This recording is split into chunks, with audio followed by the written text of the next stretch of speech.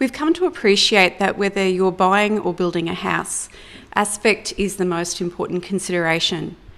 When we relocated to Toowoomba from Stanthorpe at the end of 2018, we had the opportunity to really consider what we wanted in a home. We wanted a house that was comfortable and livable, that was unpretentious, not showy, but rather blended into its environment. We were excited about the garden we could create in the fertile soil of Toowoomba, and we wanted the house and garden to blend harmoniously. We didn't have a limitless budget, so whichever sustainable features we chose had to work very hard for us. Ultimately, it's the northern aspect of the house which does the heavy lifting. Our block is long and skinny with a 20-metre west-facing street frontage.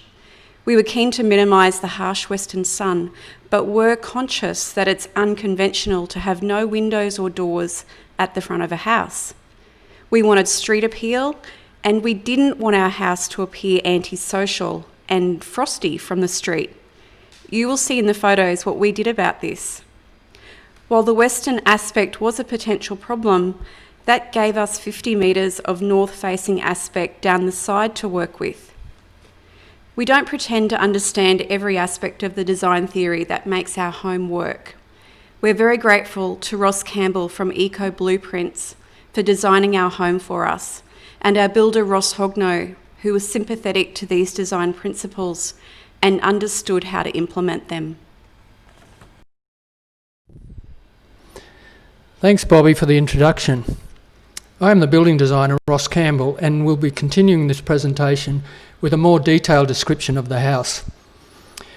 I should mention that the design process and resulting built house was a collaborative approach between myself, the clients, and eventually the builder.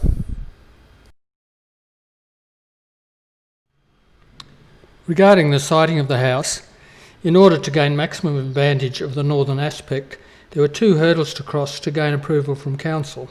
The first was to obtain a relaxation of the setback to the carport from the street, which usually would be 6 metres. We were fortunate that an existing carport on the adjoining southern property was built close to the street frontage, which helped to gain approval for a relaxation of a 2.4 metre setback. The second hurdle was gaining approval to build over the sewer, which traverses the rear of the property. The first application to council resulted in a refusal with the suggestion to redesign the house clear of the sewer.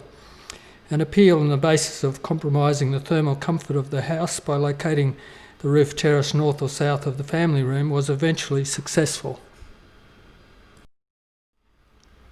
This is a floor plan of the house. As Bobbie mentioned in her introduction, we departed from the common approach to house design, which gives priority to the entry and living areas facing the street, which in this case is the west and of course the least favourable aspect. This resulted in the entry being placed central to the north-eastern living areas. A northern aspect was achieved for all of the living areas and made main bedroom and ensuite. The eastern roof terrace allows for a large area of glass to be located on the eastern side of the family room without issues of summer heat gain.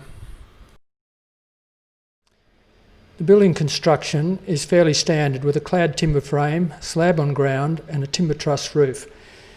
This allowed for the house to be built to a budget similar to a conventional house.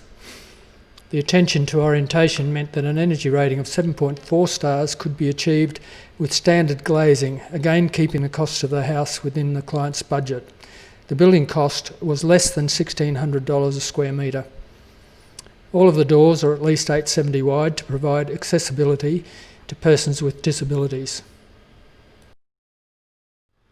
This is a plan showing how window placement achieves good cross ventilation, which is particularly useful in Toowoomba's climate for nighttime flushing of cool air in summer. Ceiling fans in all rooms assist to circulate air and reduce the need for air conditioning. The different living areas can be closed to create smaller zones if active heating and cooling is required. Additionally, the walls highlighted in red on this plan are insulated for reducing sound transmission between rooms. This has the additional benefit of insulating the individual rooms for heating and cooling. Insulation to the ceiling is R4 and to the walls R2.5. Moving on, the next group of slides will give you a better idea of the house with some internal and external photos. The house is located in an old suburb of Toowoomba, so some features of the house when viewed from the street were chosen to blend with the older traditional houses in the area. This is the western side of the house, and as you can see, west-facing windows have been avoided. Eventually the pergola will be covered in vines to provide additional shading to the western wall. This is the small courtyard to the west, which allows for a window to the end of the hallway for additional ventilation of the home. The trellis will eventually be covered by a vine to fully shade this area from the western sun and provide some additional street appeal to the house.